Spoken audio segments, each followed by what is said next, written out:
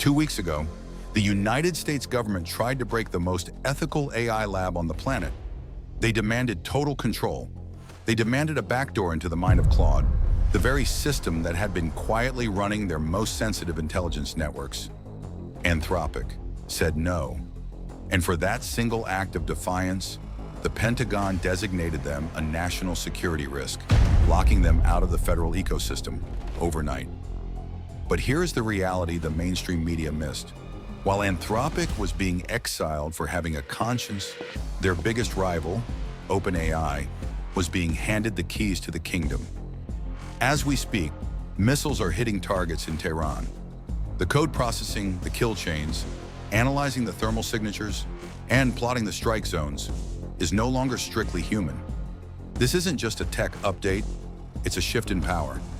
In the span of 48 hours, one company got banned for refusing to build a digital god of war, and another was rewarded for signing a contract with 4 chilling words: any lawful purpose.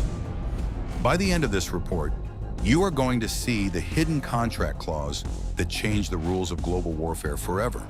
You will understand how a Silicon Valley darling became an active participant in a Middle Eastern conflict, and exactly why the system designed to target foreign adversaries is already being positioned to turn its eyes on you. Let's go back to where this escalation actually began. January 2026. The Pentagon had been quietly racing to integrate frontier AI models into live military operations. This wasn't a pilot program to draft press releases. It was real, operational intelligence work, analyzing satellite imagery, running strike simulations, and modeling supply chain logistics in contested zones. And for the heaviest lifting, they had been relying on Anthropic's Claude, not GPT, Claude. Why? Because when the stakes are geopolitical survival, you cannot afford a digital hallucination. Claude was widely recognized as the most capable and, critically, the most controllable frontier model on the market. The relationship already existed.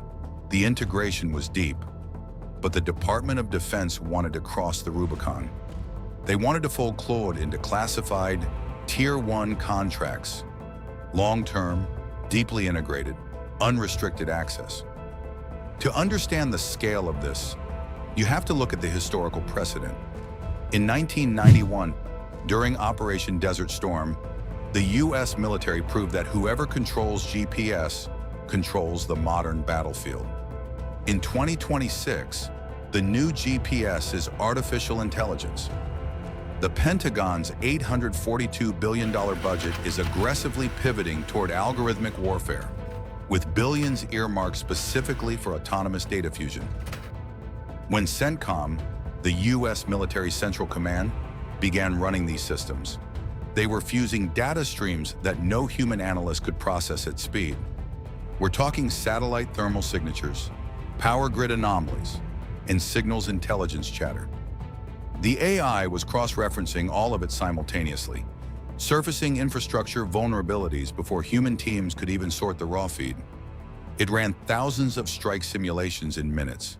It modeled drone approach paths around Iranian air defense systems.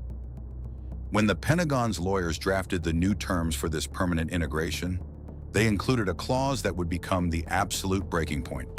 4 words: models shall be available for any lawful purpose. To a civilian, that sounds like standard legal boilerplate. To Anthropic's CEO, Dario Amodei, it was a blank check for automated warfare. Amodei drew 2 absolute red lines: no mass surveillance of American citizens, and no fully autonomous lethal weapons. A pilot pulls the trigger, a commander authorizes the strike. The AI supports the decision, but it never, under any circumstances, makes it. To the Pentagon negotiators, those ethical carve-outs were a liability.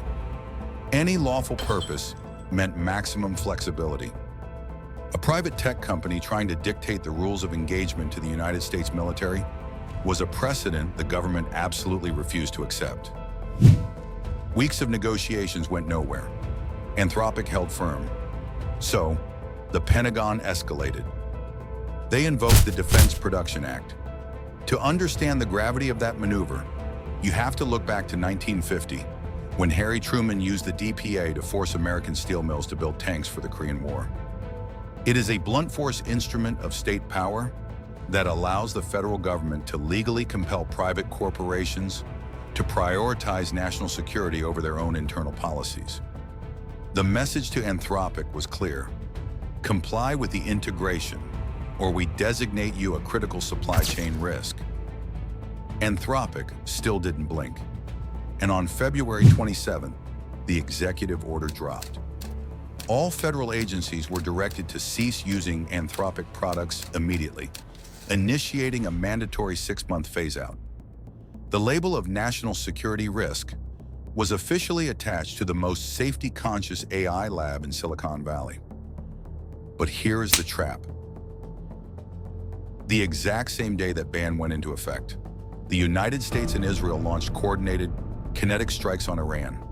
Nuclear sites, missile production facilities, command infrastructure, and sitting at the core of CENTCOM's decision matrix, running the targeting simulations, was Claude, actively, operationally. How is that legally possible? Because these neural networks had already been embedded for months. You do not just rip out an intelligence backbone mid-operation because a lawyer in Washington signed a piece of paper. The integration was total, and the conflict had already begun. The government's official position was a 6-month transition period. In the sterile language of federal procurement, that translates to, we need this technology to execute the current war, and we will figure out the legal compliance later. And that is when the trap fully snapped shut. Because while Anthropic was standing on principle, OpenAI was doing the math.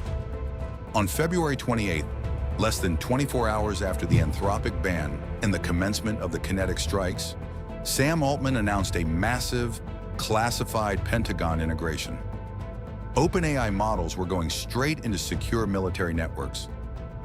Altman said all the right things to the press. He promised human oversight. He promised no domestic surveillance. But the actual paperwork told a completely different story. OpenAI accepted the exact any lawful purpose clause that Anthropic had rejected. They did not write their ethical restrictions into the binding legal contract. Instead, they placed those limitations into internal corporate policy documents. If you understand corporate law, you understand the magnitude of that concession. A contract is binding. A policy document is just a PDF that a clever Pentagon lawyer or a future executive board can quietly revise on a Tuesday afternoon. Why would OpenAI hand over that kind of leverage? Follow the capital. OpenAI is burning cash at a scale that defies traditional economics, posting an estimated $7 billion in operating losses last year alone. The compute costs required to train the next generation of models are staggering. A Tier 1 Pentagon contract isn't just revenue. It is a stamp of sovereign legitimacy. It grants access to classified, proprietary datasets that commercial markets simply cannot provide. OpenAI needed the deal to survive the infrastructure race, and they needed it badly enough to sacrifice the very guardrails their company was supposedly founded on. The market reaction was immediate, and it was brutal. Within hours of the OpenAI integration going public, developers started jumping ship. API traffic to Anthropic's platform surged 40%. They didn't run a single ad or issue a defensive PR statement. In the middle of an algorithmic arms race, their silence became the ultimate statement. But here is the uncomfortable truth that closes the loop on this entire operation. This wasn't a glitch in the geopolitical matrix. This was the system operating exactly as it was designed. Governments buy power, and AI labs require massive capital. Ethics, real, binding, contract-level ethics, always lose in that equation, unless a corporation is willing to absorb the devastating financial cost of saying no.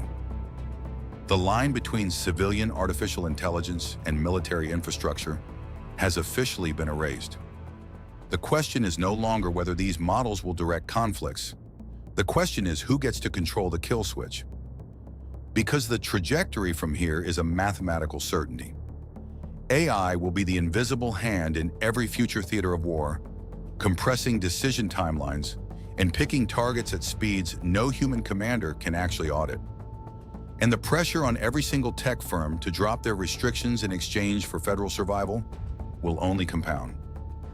By the time the public finishes debating the ethics of artificial intelligence, the systems are already embedded, already running, and already shaping outcomes that cannot be undone. The models trained to flag foreign command structures today are the exact same models that will monitor domestic communications tomorrow. The tech utopian class believes corporate policy documents will protect them from state overreach. The data from every arms race in human history suggests they are dangerously naive. The legal framework for autonomous targeting was just the first breach. The actual systems being built to control the next decade are already hiding in plain sight. Click the video on your screen right now to uncover the other hidden systems running our world and explore the rest of our channel for the investigations the mainstream refuses to touch.